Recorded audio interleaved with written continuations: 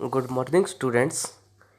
आज हम पत्र लेखन की दूसरी वीडियो कर रहे हैं। इसकी कल पीडीएफ भेजी गई थी, तो आज हम पढ़ रहे हैं अनौपचारिक पत्र। अनौपचारिक पत्र किसे कहते हैं? अगर ऐसा पूछा जाए, दो शब्दों से बना है, अन प्लस उपचारिक, कि जो औपचारिक नहीं है उसका विपरीत है ये अनौपचारिक पत्र। ये पत्र सगे संबंधियों, मित्रों, रिश्तेदारों, परिचितों आदि को लिखे गए पत्र अनौपचारिक पत्र होते हैं। इन्हें व्यक्तिगत पत्र भी कहा जाता है। इनमें व्यक्तिगत प्रवृत्तियों, सुख दुख, हर्ष, उत्साह, बधाई, शुभकामना आदि का वर्णन किया जाता है। अनौपचारिक पत्रों की भाषा आत्मीय व हृदय को स्पर्श करने वाली होती है। अर्थात ये जो पत्र हैं हम अपने व्यक्तिगत लेवल पर, स्तर पर लिखते हैं, कि जिनको हम पहले से जानते हैं, कोई माता पिता, भाई बंधु, मित्र, उनको पत्र लिखते हैं। इनमें हमारी शब्दों की कोई सीमा नहीं होती, अपनापन होता है शब्दों में। ऐसे बात करते हैं जैसे वो हमारे सामने ही बैठा हो, तो हम उसको बात अपनी खुलकर बताते हैं। वो अनौपचारिक पत्र होते हैं। अनौपचारिक पत्र के भाग, नंबर 1 पहला है प्रेषक का पता। प्रेषक कौन है? भेजने वाला। वो अपना एड्रेस लिखेगा।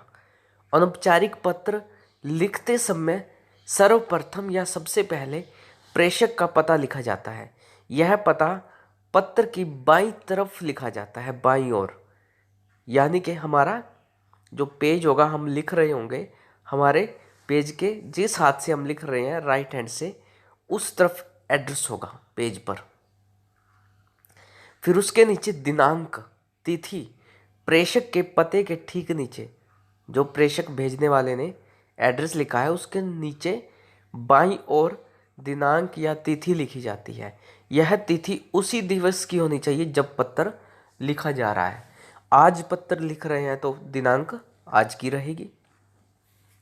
नेक्स्ट है संबोधन। संबोधन मतलब जिसको हम पत्र लिख रहे हैं उसको हम कैसे संबोधित कर रहे हैं। तिथि के बाद जिसे पत्र लिखा जा रहा है उसे संबोधित किया जाता है। संबोधन का अर्थ है किसी व्यक्ति को पुकारने के लिए प्रयुक्त शब्द। संबोधन के लिए प्रिय, पूज्य, स्नेहिल, आदरणीय आदि सूचक शब्दों का प्रयोग किया जाता है। जैसे हम पिताजी को पत्र लिख रहे हैं तो पूजनीय पिताजी, माता को लिख रहे हैं पूजनीय माताजी। मतलब उम्र में हमसे बड़े हैं उनके लिए पूजनीय शब्द लिखा जाता है या पूज्य शब्द लिखा जाता है। और छोटों के लिए, जो हमसे छोटे हैं, उनके लिए स्नेहिल शब्द लिख देते हैं या प्रिय शब्द लिख देते हैं। अपने से कोई छोटा है, भाई बहन, तो उनके लिए स्नेहिल। या फिर बराबर का है, कोई मित्र है, या बराबर का कोई भाई बंधु है, उनके लिए प्रिय मित्र, या प्रिय मित्र का नाम, प्रिय मित्र रमेश, सुरेश, राजेश, जो भी नाम है। नेक्स्ट है अभिवादन। संबोधन के बाद नमस्कार, सादर चरण स्पर्श आदि रूप में अभिवादन लिखा जाता है। यह भी जो ऊपर हमने रिस्पेक्टेड पर्सन लिखा है, जो भी उसके अकॉर्डिंग ये होता है।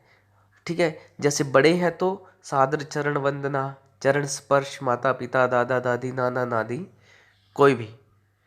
और कोई बराबर का है तो नमस्कार लिख सकते हैं। अब आगे आता है विषय वस्तु। अभिवादन के बाद मूल विषय को क्रम से लिखा जाता है। जहाँ तक संभव हो अपनी बात को छोटे छोटे परिच्छेदों में लिखने का प्रयास करना चाहिए। अर्थात अब हम विषय वस्तु में जो बॉडी लेटर है वो लिखेंगे। जैसे हम स्कूलों में मुख्याध्यापक को पत्र लिखते हैं, सविनय निवेदन यह है, जो ये लाइन शुरू करते हैं वो बॉडी लेटर में आता है। ऐसे ही इसमें हम माता पिता को, भाई बहन को जो लिख रहे हैं वह आएगा। उसमें हम अपनी पूरी बात छोटे छोटे परिच्छेद जो बोले गए हैं, छोटे छोटे गद्यांश बना करके लिखने चाहिए। इसकी भाषा सरल सहज होनी चाहिए। इसमें भाषा, अलंकार, छंद, रस ये सब व्याकरणिक दृष्टि से मुक्त होनी चाहिए, सरल शब्द होने चाहिए। लास्ट में फिर क्या लिखते हैं, स्वनिर्देश अभिनिवेदन। इसके अंतर्गत प्रसंगानुसार आपका भवदीय, शुभ आकांक्षी आदि शब्दों का प्रयोग किया जाता है। तो अंत में जैसे हम स्कूलों में लिखते हैं अपने मुख्याध्यापक को पत्र कि आपका आज्ञाकारी शिष्य है, फिर उसका अपना खुद का नाम स्टूडेंट लिखता है, रोल नंबर आदि आदि। ऐसे ही हम लेटर जब समाप्त हो गया तो हम पिताजी को, माताजी को लिख रहे थे, तो आपका पुत्र भी लिख सकते हैं। इसमें भवदीय नहीं आएगा माता पिता के सामने कि आपका पुत्र सुरेश कुमार, राजेश कुमार, आमिर, मोहम्मद आदि आदि नामों से। अगर किसी बराबर वाले को लिख रहे हैं तो आपका मित्र ऐसे लिखा जाएगा।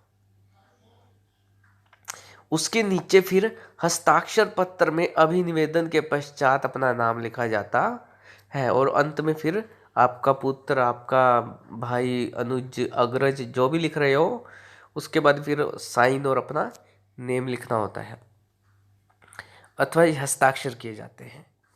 अब लास्ट में है जो हमने पत्र लिख लिया, वह पत्र अब हम भेज रहे हैं डाक के द्वारा। तो डाक घर से हमें एक खाकी रंग का या सफ़ेद रंग का एक लिफाफा लेना पड़ता है। पत्र को हम फोल्ड करके लपेट कर उसमें रखते हैं और डाक के पते को हम बाहर से चिपका देते हैं। फिर उस लिफाफे के ऊपर हम पता लिखते हैं। वहाँ का पता लिखना होता है जहाँ डाक पहुँचनी है। जैसे हम माता पिता को पत्र लिख रहे हैं तो अपने माता पिता का एड्रेस लिखेंगे, किसी गांव में, किसी शहर में रह रहे हैं तो, ठीक है।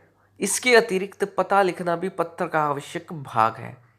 पत्र पाने वाले प्रेषिती का पता, प्रेषिती मतलब जिसको पत्र प्राप्त होना है, कार्ड या लिफाफे पर इस प्रकार लिखा जाता है। सबसे पहले प्रेषिती का नाम, जिसको पत्र मिलना है। दूसरी पंक्ति में मकान नंबर, मकान की संख्या जो इस भी गांव शहर में है। फिर गली मोहल्ले आदि का जो लैंडमार्क है। तीसरी पंक्ति में गांव शहर का और डाकघर का नाम। एक लाइन इसने छोड़ रखी है, उस गांव का पिन कोड भी लिखना होता है। अंतिम पंक्ति में जिले और राज्य का वर्णन या उल्लेख रहता है। जैसे हम राम लखन को पत्र लिख रहे हैं तो श्री राम लखन वर्मा आरपी वाजपेयी, ये उनका पूरा नाम है, साथ में पिताजी का नाम हो सकता है जुड़ा हुआ। गांव है मौजीपुर, 15 विकास नगर। Post county Badulla Biswa Sitapur Uttar Pradesh. तो ये जिला, राज्य सब दे रखा है। जिला सीतापुर, उत्तर प्रदेश राज्य है। पिन कोड ये 261001। अनौपचारिक पत्र के संबोधन और अभिवादन तथा अभिनिवेदन, इनके बारे में हम अगली वीडियो में पढ़ेंगे और कल आपको इससे आगे PDF प्राप्त हो जाएगी। आज के लिए इतना ही काम है जिसको आपने इस वीडियो को देखते हुए समझने का प्रयास करना है। धन्यवाद। Powered by PK Star 007